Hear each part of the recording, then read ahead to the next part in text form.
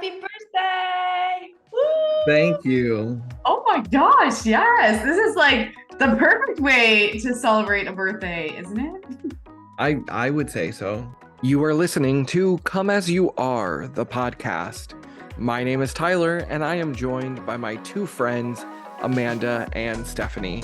Together, we are a trio of coaches coming together to explore life's big topics.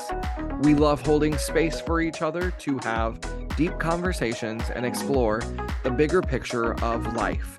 As coaches, we are constantly asking questions and reflecting on the meaning of life. And this podcast is an extension of those conversations. Each episode, we hold true to our name, Come As You Are, by showing up and just hitting record. Whatever we bring to the table that week is what we focus on. No scripts, no planning, just real and raw conversations. Our mission is to create a space where vulnerability and authenticity take center stage. And we believe in the power of deep conversations and soulful connections. So welcome to the show. We are happy that you are here. Now sit back, relax, and enjoy today's conversation. So how do you feel? I mean, it's 30. That's a big, milestone birthday, because you don't get milestone birthdays like after 21. At least in the States, like that's the big one here in the States, because that's like the legal drinking age, and like you're finally able to do all the bad things, And so I was like, wow, the next big birthday will be 30. And then from there, it's like 40. And then it's every decade becomes like the milestone. And it was so interesting. My grandma on my birthday card, she said, 3 decades down, 7 to go.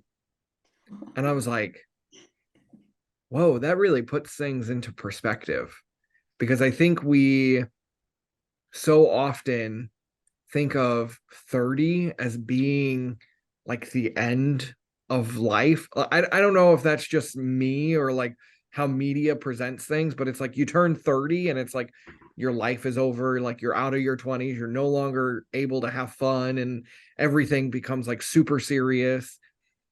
And I was like, if I really think about it, thinking like if we really think about living to 100, which in my mind I can't even like compute that, honestly, but if we really think about living to 100, 30 is only 30% away, 30%.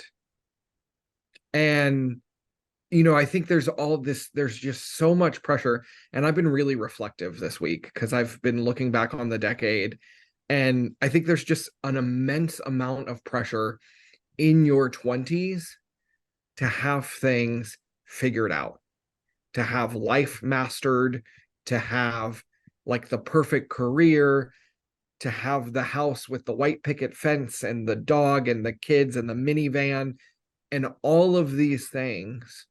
They tell you these are all the things that you have to accomplish in your 20s.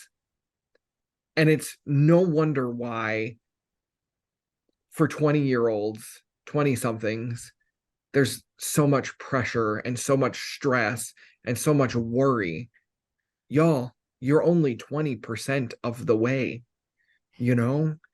And my grandma's card really, just her writing that, I went, wow, 7 decades to go. Again, if we all live to 100, I'm not saying that we're going to live to 100, but if we think that way, it really shifts the perspective. I'm only 30% of the way. And so as I was reflecting back, I went, I didn't buy a house in my 20s. I actually don't know how too many people who are buying houses in their 20s anymore because of the way our world is right now. I didn't get married in my 20s. I didn't have a kid, none of that. Like, I didn't buy the minivan. I have friends who did that. That's phenomenal. Congratulations to them. But I was like, released all the pressure. And I just went, you know what? I'm 30% of the way through this journey. And I said, I have so much time to still do all of the things, you know? And so it was really like it was just one little line, but it really shifted things for me. And I was like, this is ridiculous. Like turning 30 is not the end of your life. It's not, you don't have to have everything mastered. And if you don't have it figured out, then somehow you failed. No, it's just one more decade, one more year, nothing really changes. And so that's how I've been feeling. Very reflective, but also very proud of the progress and proud of the transformations that have happened over the last 10 years. And also recognizing that I still have a lot of life left to live. And like, I just feel really good today. So. Well, we are celebrating you, Tyler. Oh my goodness. And I totally get this because I feel the same with my birthday, with this like just reflecting on where I've been, where I want to go. And I think sometimes I call this like when we like should on ourselves, we do this, right? We should all over ourselves. It's like, well, I should, and I should, and I should, and I should. Well, says who? And I kept hearing as you were sharing, it was like, oh, well, they say. And my question is always, well, who are they anyway? Like, who are they actually? Like, I actually sometimes sit and I try and figure this out. Who are they? Who was the they that decided that this was going to be what it should be for everyone? And I don't know. I am always amazed when my son reflects back to me certain things. And that's a lot of the time what he'll say when, it's like, oh, well, someone will say we have to do X, Y, and Z. And he's always like, do we? Like, who says? Mhm. Who actually says that we have to do something? And even if there is this, like, whoever they are, this, like, whatever it is, but actually what we make that mean, right? Like, what we make those they statements mean, that's the difference between, I think, maybe this idea that we just follow along in what we think we're supposed to do, right? Like all these things, checking all the boxes of your 20s. Like you said, I don't think that those things really even exist in my world, anyways, in my perspective, that they exist anymore. Like the buying the house, or even just looking at, there's people having kids before they're married. Like that's like, ooh, so many things are shifting and changing, and I celebrate that. So not only celebrating you and your birthday, I hope you're having the happiest of birthdays, but also that like just celebrating life. And your grandma, I love your grandma. I hope one day we get to like bring her in here or something. I'm like, I need to meet your grandma. It just sounds amazing. We could do a Mimi episode one day. She would. Can we? That would go viral. I've always like the Mimi podcast would be sensational. She just will tell you as it is, no filters, talk about unscripted, real and raw. That is my grandma. Okay, you tell her, okay? Let We'll us book know her when, in. yeah. Uh,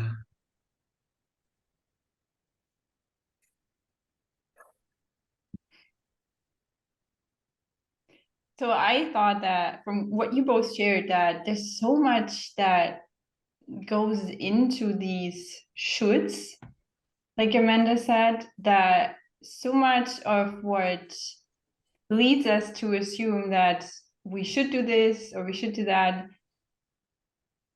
I think there's so many aspects. Life is so complex in that way. And one of the things that I thought of was that direction is more important than speed. So when you're in your 20s and you think you should do all those things, right? Then you probably haven't really figured out what you actually want. Like there's a difference between following the shoulds, because that's probably not what you really want, or figuring out what you want and then going there. And that path usually takes a lot longer and it's harder. But then at the end, it's there's so much more rewards in that, because then you live the life you really want, what you are meant to do. As you were talking about all those things in the beginning, Tyler, of like what people should be doing, like the house with the picket fence, the dogs, the kids. I was like, okay, let's do the checklist. I'm not even in my 20s anymore, so I have not I can't even check it off, but I have a dog. Yay, I've done that. And I mean, I don't have a picket fence. I have a balcony. I could paint that white, and then I have the picket fence. I think it's so important to add in some fun to those kinds of things, and to have those conversations for other people also to have the awareness, and to maybe show that, what, you can do whatever you want, and to spread a little bit of inspiration that we get sucked in. I mean, even us here, we get sucked into those kinds of messaging, right? Like we have family and friends and all the people around us. They sometimes also, I don't know, say those things and they don't even mean it, or they don't even like know what they're saying there, right? Like I remember on my 30th birthday, actually, this was my grandpa, like his basically his only comment was like, so when you don't want to get married yet. Like he couldn't comprehend the fact that as a 30-year-old woman, because I keep saying this at like family events, I'm super happy to not be married, and they're like, they can't understand that, right? And then so I'm just trying to reiterate that all the time, that everyone's path of happiness, and not to happiness but of happiness, right? That you can enjoy the journey whether you're in your 20s or your 60s, and you can have all those little wonderful moments of happiness. And you should be the one, you should be the leader of your life, and you should make those decisions, because only you know what makes you happy. And I think that's where a lot of trouble gets comes in, because people don't even know. And so I think it's a very hard but also super rewarding journey to go on that journey to find out, okay, what actually makes me happy. And then the other big aspect I think comes in that I thought of was this idea that people, when they're like in the beginning of their 20s, you think that life is over when you're 30. And then when you hit 30, you think life is over when you're 40, and so on, right? So you're always like, you're resisting to age. And that's because in our society, kind of the young, MTV lifestyle, pop culture lifestyle, that this is the most desirable state to be in when you're young and the world's your oyster. And that when you're like 50 and you're getting some wrinkles, and that this is not the ultimum, right? And I mean, I think the three of us, we can all attest to the fact that that's super not true, because I would argue that none of us want to go back to where we were when we were 22. Because we've grown so much since then, and super grateful for all the lessons on the way. And I mean, if I had the mindset I have now and go back to 22, sure, I mean, I'm up for it. But having the mindset of me like 10 years ago, no, thank you. Thank you very much. I think that's also such an interesting aspect, that our society just sees these like this younger age as the most desirable state. And then basically you spend the rest of your life when you're like 30, 40, 50, just trying to retain that state, looking young, hanging with younger people, or that kind of stuff, to just like not face the fact that you are getting older. But I would argue that you add a lot more fun to your life and happiness when you are actually getting older, because you're figuring out so many things about yourself, about other people, about the world. So yeah, I will leave it at that for now. Wow. there's so much. You're just like, I'll leave it at that. And again, here we go, just blowing up all the things because that's what we do here on the show. Stephanie, as you were talking about the path, and I've always compared life. I've always said there's the conveyor belt life, which is everybody gets on it the minute they're born, and we go through, we're born, we get into pre-K, we go into kindergarten, we go into grade school, we go into, middle school, high school, we're put on this like conveyor belt that has already kind of been determined by our systems, our structure, how society exists. And we go through, for many of us, we go through life on the conveyor belt. We never question it. We never ask ourselves what would happen if we stepped off the conveyor belt. And I think that's what Stephanie was describing was, when you go through life and you're just checking the boxes, you're riding the conveyor belt. You're going through and just doing everything that you've been told to do because that's how it's always been done. You've never questioned anything for yourself. And for me, I was on that conveyor belt. And I remember the day that I abruptly, sorry, come as you are. My dogs are gonna bark. That is what it is. My sister just walked in, so they're barking at the door. Anyway, I remember the day I got thrown off that conveyor belt. I had just graduated high school. I was going into college. I was determined that my heart was set on going to the University of Evansville in Indiana for stage management. I was going to be a theater kid. I was going to go do the theater track. I had my life planned out at 17. I knew I was going to go to school for 4 years. I was going to intern. I was going to do a traveling Broadway show. I was going to eventually work my way up and to like a Broadway stage manager in New York City. That was my life. That was my identity. That was who I was. I couldn't afford to go to the University of Evansville. And so abruptly, in between senior year and freshman year of college, I got thrown off the conveyor belt because all of a sudden I couldn't afford to keep riding that conveyor belt, and my life stopped. And I remember going, what am I going to do? Where am I going? Who am I? That's when I first started to question everything. And that was the beginning of me kind of walking my own path. And so now here I am. Today's my birthday. Today I turned 30. Today I closed one chapter and opened another one. And I look back and I go, I am so thankful that I was forced off the conveyor belt, because at 17, I finally had to ask myself, okay, what is it that Tyler wants to do?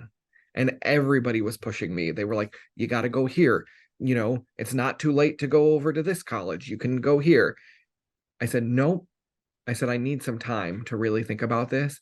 I ended up going to community college for 2 years, absolutely hating the whole experience because I was yearning for that like true college experience, living in the dorm and going to the parties and being on campus. And I just remember I started my 20s off by transferring to the University of Texas in Austin. And I think I shared this, but like right before that happened, my best friend died in a car accident. And so my 20s were really kicked off by the loss of one of my very best friends. And then this massive life transition into university life at UT, 52,000 undergrads, massive classrooms. It was crazy, but the entire path, I was making the decisions.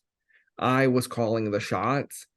And to look back on that and know that even at 20, 21, 22, even though I was stupid and I made some poor decisions back then, they were my decisions. They weren't somebody else's. They weren't because I listened to my parents or listened to my grandparents or, outside influences.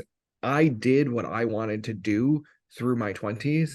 And that is my proudest, accomplishment, was that my entire 20s were written by me, not by the outside influences.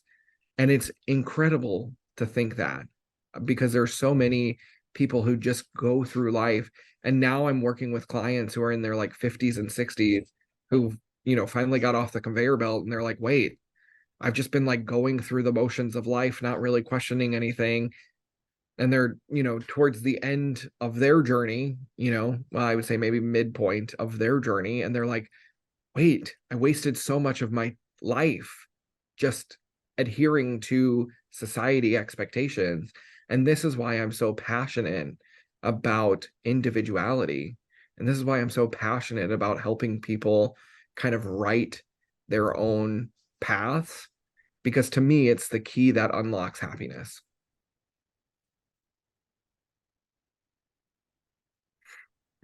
I've always loved this conveyor belt analogy that you have, Tyler, because I think this is so true, right? And so many of us don't actually realize that we are on this conveyor belt. And it's amazing how we just go through the motions. And I'm one of those people who are like, I'm going to smash the conveyor belt. I'm going to put it in reverse. I'm going to make it do all these crazy things, because that's just more fun. It's more creative, because that's the type of person that I am. But not everyone is like this, right? There's so many people who would just, sit on the conveyor belt and just wait for the next thing to happen. And I can't even, it hurts my heart to, my heart breaks for these people to imagine that, they would be okay with that. And for some people, I mean, maybe this is satisfaction for them. However, I would maybe go out on a limb, but I imagine the limb's probably quite sturdy, but I'm going to go out on a limb and say that most people, the, conveyor belt, if this is the analogy we're going with, right? This idea is not actually ideal, or this is not actually an expression of, for them, a purposeful, meaningful life.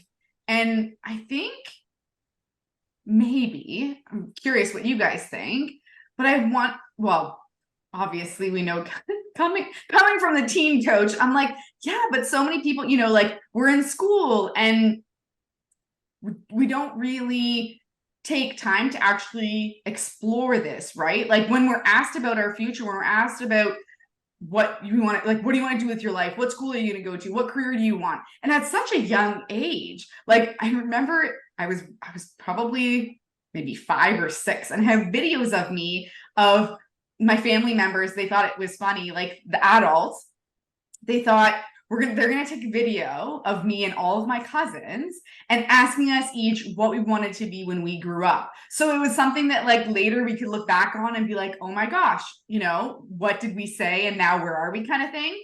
And it's so interesting because watching that, and I said I wanted to be a teacher, which made total sense because I love kids. And I was also 5, still even from that moment, I just loved being around kids, and I just love to teach. So fast forward to today, I'm like, I can kind of see why I am where I am. But we do, in this, especially in school, there isn't this, oh, let's, evaluate, or let's reflect on this internal, what is it that, what are those things that actually are our values, make us feel like we have a purpose in life? It's just the academics. And though, not to say that yes, academics, I mean, are important. I think learning in any kind of way is important. But I think the best or the most important, the most valuable learning that we can ever do is learning about ourselves. And so if we go through so much of our young years in school, almost looking to a textbook or looking to a teacher, looking to someone outside of ourselves for the quote unquote right answer, you know? I think this, my opinion, my perspective, but I think this is a really big, I mean, it's part of the inspiration of why I support teenagers, because I think we're missing this. We're missing the mark for our kids to really explore that. So that way they live a meaningful and purposeful life. That is so, like, I can't even put into words. I'm like, that is just so, so important. Like, I think there's just too many people who, you know, they're on their last days. And I'm like, I'm really like getting worked up about this today. But like, it is, right? Like, there's so many people that they're on their deathbed and what they regret most is not doing the thing. You know, it's not, oh, I lived a happy life. I was totally fulfilled in all that I did. No, it was this, I was just on the conveyor belt and I never stopped to question, oh, hey, what does that red button do? Like, what would happen if I put the conveyor belt in reverse? Like, what would actually happen? And yeah, I just think this is more of the work that we need to be doing. And that's why I love having these conversations, because I think that's really what we get down to, right? Is that, like, discovering what that, and it's going to mean something for everybody, something different. Like, yes, there's going to be certain, you know, things that are similar in the sense that, you know, I mean, most people want to be happy, right? Like, I'm not going to say my purpose is to be miserable, or at least I would hope not, right? So, like, but what does that happiness mean to you? How does that translate into that, like, from internally, how does that translate into like this external world that we are actually creating for ourselves? Like, we do have a choice.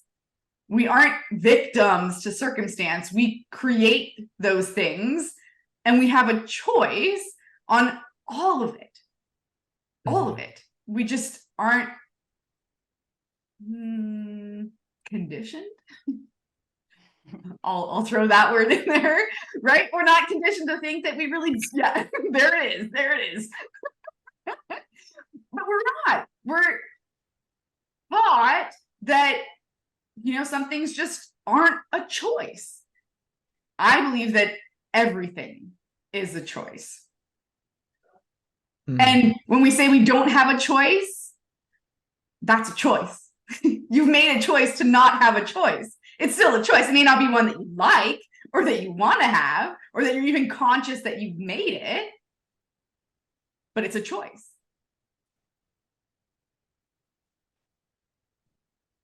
Well, I feel like that was like 10 mic drops. What else can we add to that? My brain is going like this. You know, it's like wanting to go in 150 different directions. Why don't you choose one? I can't choose one. No, it's so, this idea that as humans, we have the power of choice, very scary sometimes, I think. Because when we recognize that we have the power of choice, it then becomes a reflection of ourself, you know? And so when we recognize that, hey, this entire time, my life could be different. I could be experiencing different things had I made other choices, or had made the choice to wake up and just choose happiness, as like cliche as that sounds. To me, getting off the I'm going back to the conveyor belt. Getting off the conveyor belt is taking full responsibility for your life. It's total ownership. And I think there's something very radical about that. There's something that for many people, they don't want that much control. They don't want that much choice, that much power. And so it's a lot easier to stay on the conveyor belt where you're told to do this, do that. You don't have to think. When you're on the conveyor belt, you don't have to think. You just get to go along and like enjoy the ride, and maybe experience a few things here and there that are fun and exciting. But it's robotic. It's not true, in my opinion. It's not true living. It's not, to me, having total ownership of my life and being able to reflect back and go, okay, I made this choice that resulted in this outcome, and then this choice resulted in that outcome.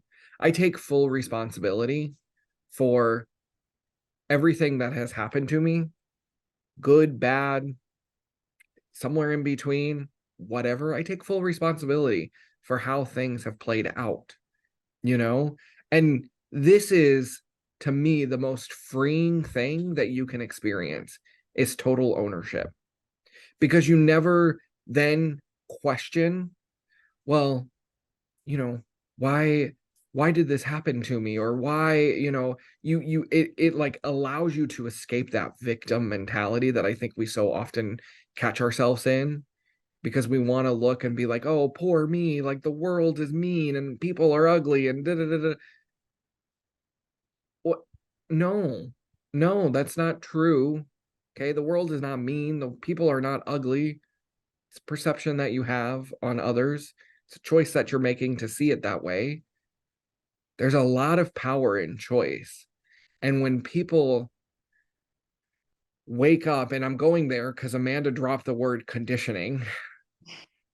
When you wake up and you recognize how much power you have in your own choices and how much control you have in your own life, you totally go against the conditioning of society. And you instantly become the oddball out. You instantly become the rebel. And I've said this before, the three of us, we're all rebels because we choose to live differently than how society tells us, we should. Coming back to the shoulds, we should have this, we should have that by now. We are totally rebels in that sense, that we take control of our own lives. We know the power that we have. We know the choices that we can make. We take ownership of all of that. It's personal responsibility. And I think when people start to question, when they start to wake up, it completely rocks the foundation of society and how things are controlled. And I'm saying this, and I'm going to go there because why the hell not? This is our show. We could do that. If you look at what's happening right now in our world, or at least here in the States, like right now, the Writers Guild of America and the SAG actors, they're striking. And we're starting to recognize the injustices. I don't even know if I said that correctly, but the injustice that's in our world that these writers, these actors experience, and people think, oh, they're actors, they're writers, they get paid millions and millions of dollars. That's like the top 1% of that industry. Okay. The 99%, they make pennies. They make, 25 cents off of a royalty. What are they going to do with 25 cents? And there's another strike that could be happening here in the States, and I think maybe around the world, I don't know, but the UPS, the package company, their workers are ready to strike because of pay inequalities and poor labor and all of these kind of things. And we're experiencing, I think, a change in society. I think people are waking up and recognizing they hold more power than they've ever been told they have. And we're breaking free from the strongholds of society, and it makes me so giddy. Makes me so happy. I'm like, yes, let's all wake up. Let's rise up against all of the, injustice, the inequality, the poor treatment that we are experiencing, the pay differences between men and women and all of these kind of things. We as individuals have way more power than we have been told. And I think it's really important to recognize how much power we have and to treat that power with respect. Because there's a lot of people who can take that power and do really bad things. And again, this comes back down to the power of choice. You can choose to use your power. You can choose not to use your power. You can choose to use your power for good. You can choose to use your power for bad. These are all personal choices that we get to make. That's very powerful, y'all. Oh gosh. I feel like the journey today is so beautiful of like how everything is flowing and how once again we're like running a marathon of really truly deeply thoughts and revelations for ourselves. What you mentioned, Tyler, the power of the individual. I always think about when I share with other people that I don't eat meat and fish, that I say I do this because I know about the harm that is being done to the animals. And I know that me not buying meat and fish does make a difference. And then usually people say, oh, you're just one person, right? Like that's the usual reaction, right? Because I think we are past this point where people can like actually roll their eyes at you when you say that. Like I think people know like, okay, that might not be so popular. Okay, let her be a vegetarian, right? Like, but they're saying like, oh, what difference does that make if you don't eat like one meal, no fish or meat? And I'm like, but that's 365 days, that's like every day of the year. That adds up. And I think that just goes to show when people react like this, that just reminds me of, oh, that's your perception.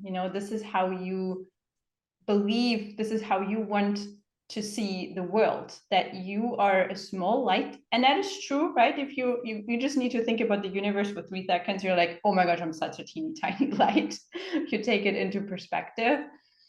But you can also decide to say, no, I am, as a human, I'm valid, I am my own individual, I get to make my own choices, my own decisions, and what I do matters. That's again, that's your beliefs. That's what you choose to believe or not believe, right?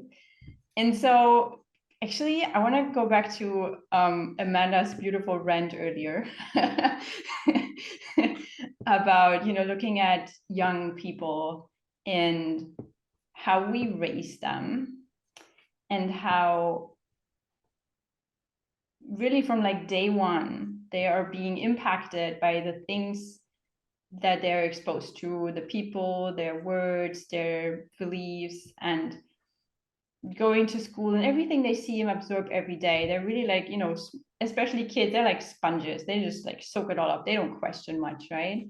And so by the time they actually are capable of reflecting on themselves consciously, they are already so infused with so much stuff that's not serving them. They're already on, like you said, Tyler, right? They're already on the conveyor belt from like day one, because that's just the default of how we function. So here's my question for both of you. I'm just so excited to ask this. Where would we be in like a year or two, or pick any time frame, if we started to teach our kids to actually believe in themselves from day one. Like every kid that is born, like now and forever, where would we be in a year, in 2, in 10? What do you think? Well, I have to say that I would be like the happiest person in the whole wide world. Amanda would be, you would I be would say, jobless. I was going to say Amanda would be without a job. Yeah. That's what she wants, right? Like that's what you're working for, Amanda, to be jobless, basically. Take it. I would take it if that's what it meant. If it meant every young person knew their value, everybody knew their worth, that they just authentically expressed themselves and we all just accepted each other for who we are. Oh God, like, gosh, I can't even. My cheeks hurt. Yeah, it makes me so happy. Yeah. To me, I keep coming back to this idea of collective energy. And when we detach from our physical bodies and we recognize that inside of every single human, again, these are just my beliefs, inside of every single human is just this pure kind of white light energy that's kind of radiating through every person, every living thing in the universe right now. If everybody had that level of confidence, if kids knew how beautiful their light was, that they are not just a body. This is coming back to like my own body insecurity issues that I struggled with for so many years. If they recognized that they are so much more than just their physical body, and they recognized the inner light, the inner power that they had within them, collectively, I think this would bring peace to the world, because we wouldn't need to try to compete anymore. We wouldn't need to try to prove our worth every single day of our lives. We wouldn't need to, I don't know, we just wouldn't need to try so hard. And I think, if I look back on my going way back now to like my childhood, you're constantly, like, as a kid, you're constantly trying to compete with the other kids on the playground. And it's like this whole idea of like survival of the fittest, and all of these kind of like primal things. If we all just recognized that we are spiritual beings having a human experience versus a human being with a spirit, it would free ourselves to just kind of let go of all of the expectations, of all of the shoulds, of all of the coulds. And we would just be, I think, at bliss with ourselves, because we would just recognize how beautiful our pure light is. And that's like way woo woo, but like, it's, to me, when I think about my inner being now, I just see white light, like pure, beautiful white light that has so much energy and power and potential. And it gets me so excited, because like for so many years I tried to dim that white light. I tried to dim the shine, the sparkle, whatever you want to call it, that's within you. because again, I never felt like I was enough. I never felt like I belonged. I never felt like I was doing things correctly. And this wasn't, and the thing is, like, you have to recognize that this is not your doing. And so this is what was coming up. This is what has been coming up for me in therapy recently, is like, because kids are so like sponges and they absorb everything, before kids are even conscious, even aware of these higher levels of consciousness, like Stephanie said, they're already so messed up. And we have to recognize, like, that is not our doing. We have to forgive ourselves to free ourselves. And I just think about, if everybody just knew how powerful their inner light was, we would just have peace, because we wouldn't need to compete. We wouldn't need to try to prove our worth. I don't know. That's my thoughts on this. Human body is just not designed that way, right? To get to this kind of place. But I don't know, sometimes I just like to ask myself those questions and really geek out on, like, what way could this go?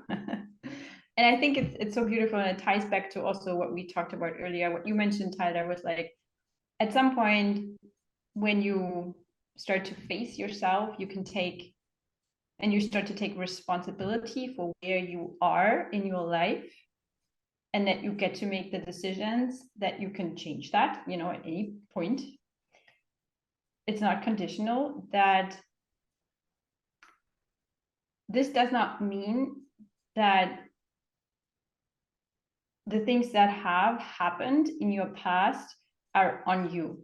Is that making sense? You may have called in some kind of experience to learn certain lessons, but then you were not your caretakers or your teachers who actually, put those not so empowering beliefs in you. They were the ones saying the words, if that's making sense, right? So you don't have to say, you don't have to stand there at any point in your life and say, like, oh, look what I've done to myself, kind of, right? You just have to take the responsibility from that moment onwards, as you are aware, to say, okay, and now I make the decisions, and now I will be in charge of my life, and I will lead, and I will decide, but not feel guilty for the things that happened in your past.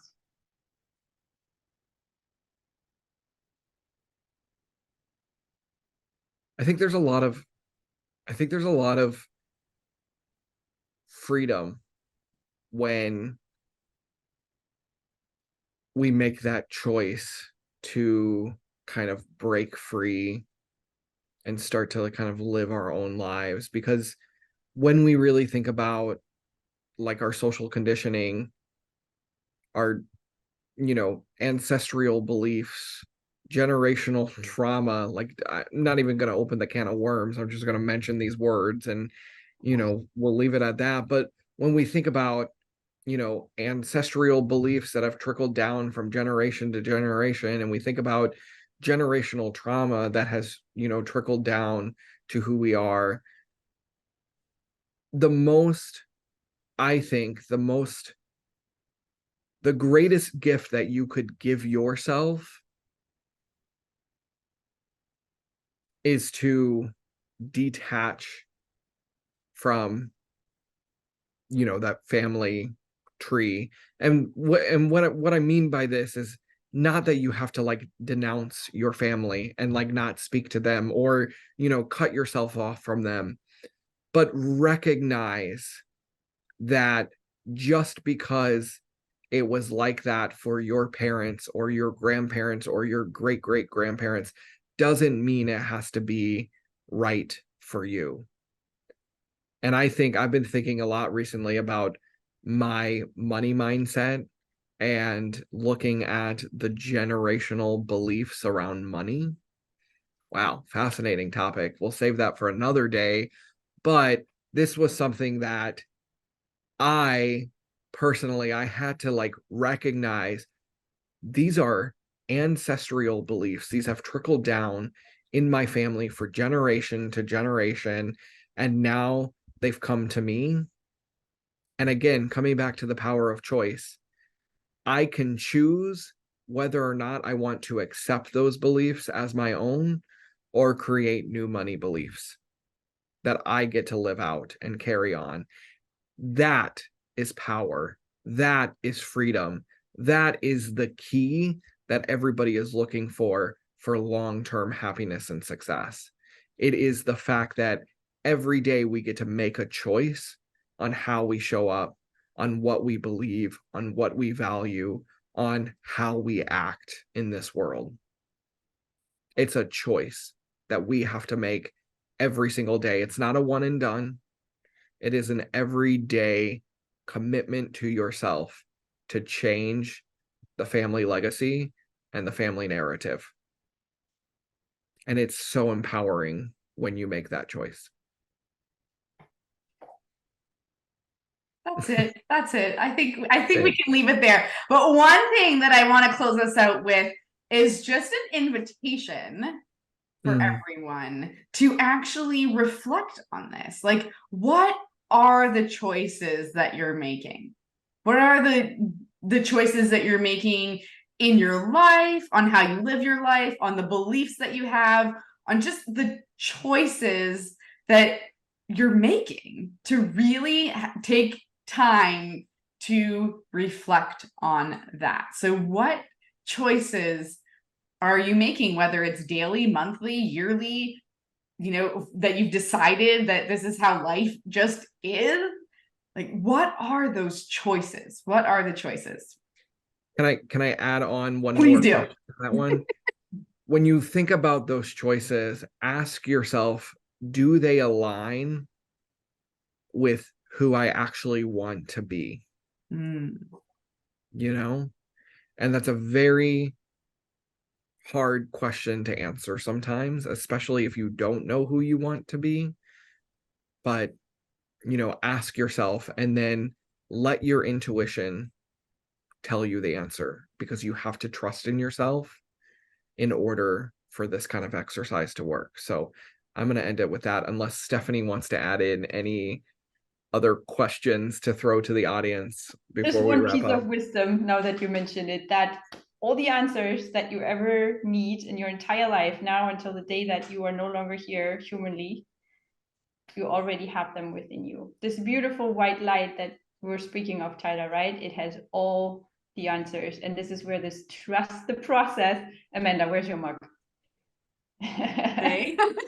Where this trust the process comes in, that we have to trust. It's not logical. It's not like something that you can buy or get somewhere or read the book. It's inside of you. And that's all you ever need. That's it. Thank you all so much for listening. We are so grateful to have you here. We would love to know your thoughts. So please feel free to leave comments, tag us on Instagram, social media, all of that good stuff. And we will see you next time for another Come As You Are conversation. Bye. Thanks so much, everybody. Bye. Bye.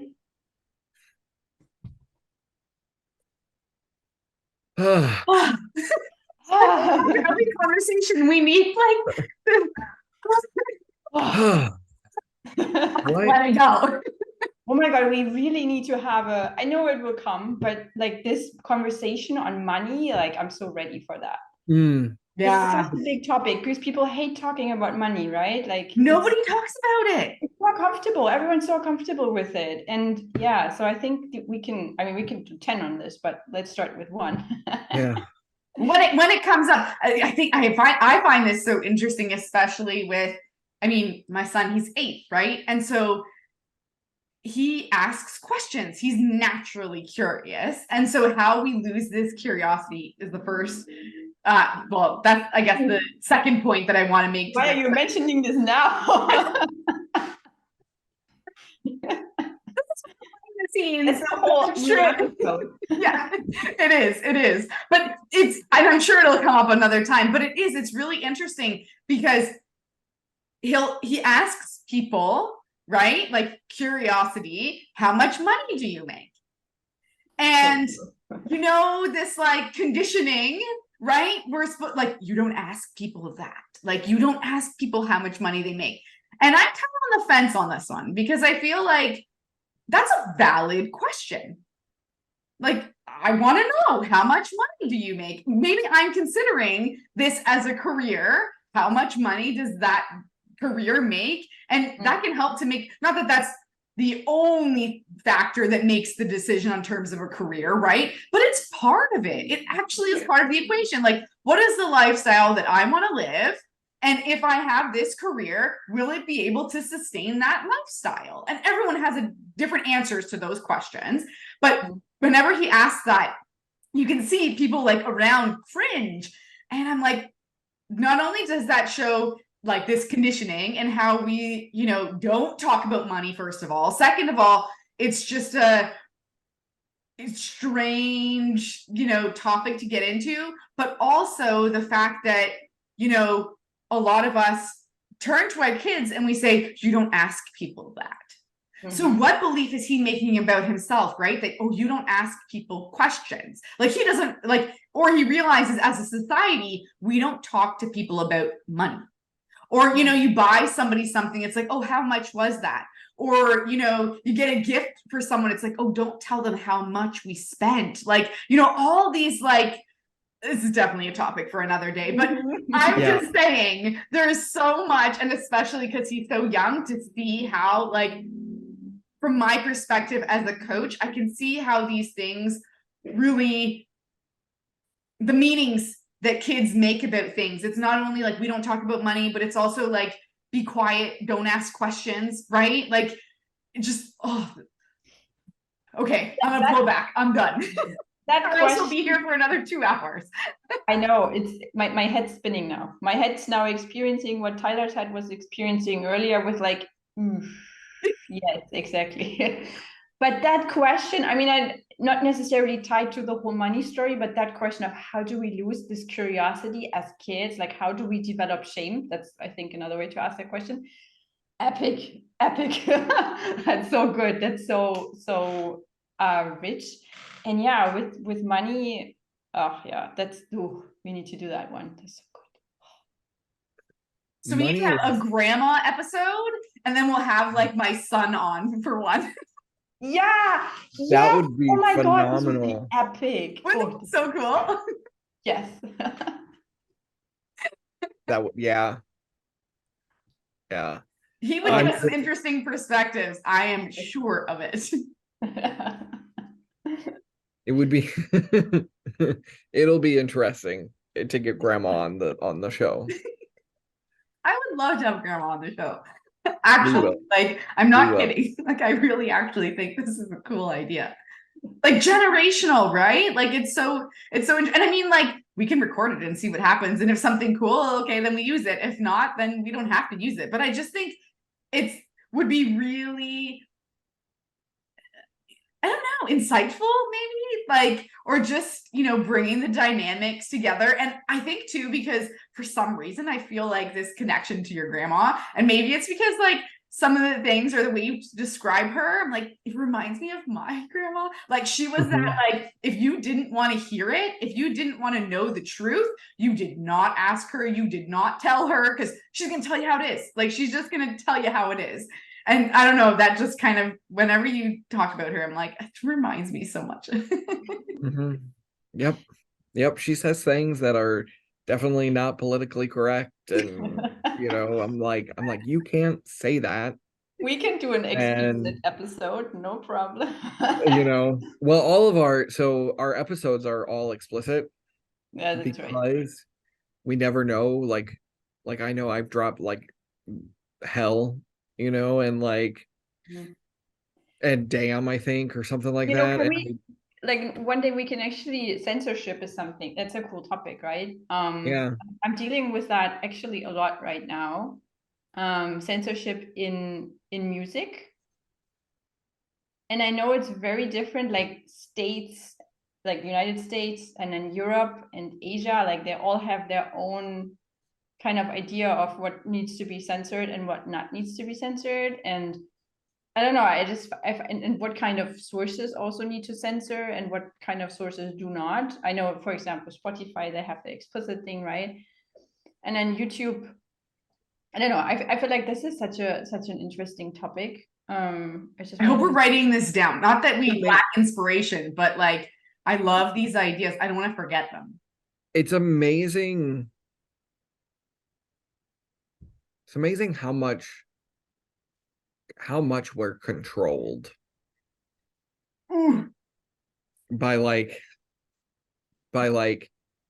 the government and like people in power. To me, I've always been fascinated by that topic. By we elect, well, in most countries we elect officials, into office, and then they set rules for us, and they set laws and they tell us what we can and cannot do and how to act and how to follow.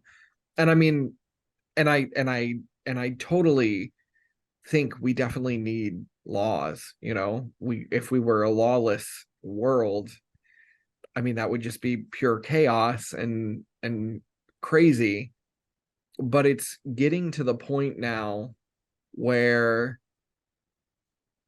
to me, at least what's happening in the States, they're just personally attacking different different people, and I'm speaking from somebody who's part of the LGBTQ plus community, that our community is just getting completely trampled right now. And it is just a distraction. I mean, at the end of the Yeah. day, these people are not doing that because they necessarily care or whatever, right? They just want their political platform to grow. And it's just pure ego. And this is why, oh my gosh, like I'm gonna rant. I'm trying very hard not to. Where I've said a long time ago, like I'm not like dealing with politics. Sorry, but I just my time is way too precious for this, because all you see up there doesn't matter if it's like a democratic country like Germany, or if you want to call the United States democratic, go ahead. Maybe from the political structures it is, but this is like blown up egos speaking into microphones, people who have no business making any kind of decisions because they've never lived a day in their life, because they're so drawn by the three things, right? Like money, sex, and power. And they're so on the conveyor belt, they're so governed by themselves, governed by what they think needs to get done, or I don't know, however they like build their bullshit lives. Honestly, it just gets me really like I'm getting so aggravated by this. So that's a good topic. I mean, who doesn't love to we need talk it about we need politics? we need an like an after dark episode, where it's like this is totally not appropriate for, not suited for work, you know listen to it with the lights off in your bedroom, because we could go there. Absolutely. I'm again, Stephanie, we're very kindred spirits in that sense of politics and power, and why, how do these people get elected, and then they think they have the power to tell me how to live my life. you know it's not their life, it's my life. And you know it's it's not who they love, it's who I love. Or it's not what they want to do with their body, it's what I want to do with my body. All of these kind of things. And it's just so disgusting, I think, at times, to just see like the censorship, the ridiculous laws and regulations and things that are just coming, because it's like, oh well, we don't believe in that, I don't believe in that, so that means you can't believe in it either, or you can't. No, that's not independence. This is why, to me, independence and individuality is so important to me, because like I govern myself, I govern my thoughts, I govern my body, I govern, what I do or don't do. And it doesn't mean that I don't want to play by society's rules. It just means that I think as individuals, we need more autonomy to act and live how we choose to live. Anyway, we'll not go down that rabbit hole. No, because I can't do politics conversations. I'm going to a birthday lunch, so. Well, enjoy your birthday lunch. This is a great way to like rent it out and then go enjoy the lunch. I also want to. This was like such a conversation breaker of like and I can't do politics and I'm gonna go to lunch now. I want to share a fun fact. I don't know if you guys have heard about Berlin today or yesterday, but we were under sort of like special circumstances for the last 48 hours because supposedly there was a lioness loose in the city. So like an actual, female lion who was loose. You need to Google that. It's so funny. And now, after 48 hours, they have decided that it might have just been a wild boar. And we don't have to worry about it anymore. And the reason I'm saying is like I'm living very close to the area that they actually like locked off because they said like people don't go outside and like kindergartens, like the kids wouldn't go outside and like farmers markets were closed and everything. Wow. And now that they couldn't find it, and also the dogs that they used to find to find them, like they didn't pick up anything. So now they're like, okay, it must have just been a wild boar. But there was this really weird video where it seems like it's like this gigantic animal. And so anyway, I thought I'd leave you with a little joke today. We had a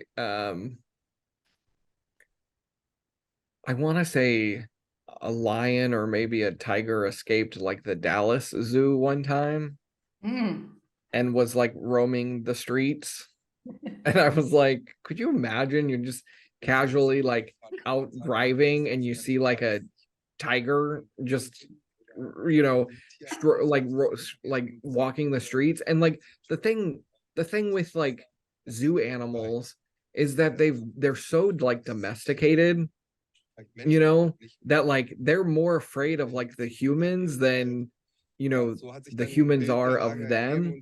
And it's just very interesting because I just couldn't imagine like driving down the street and being like, oh my god, is that a tiger like walking free, and I mean, as long as you're in your car, I guess you're sort of safe. But when you're like a pedestrian, and you're maybe walking your dog and then the tiger goes like, that looks like lunch.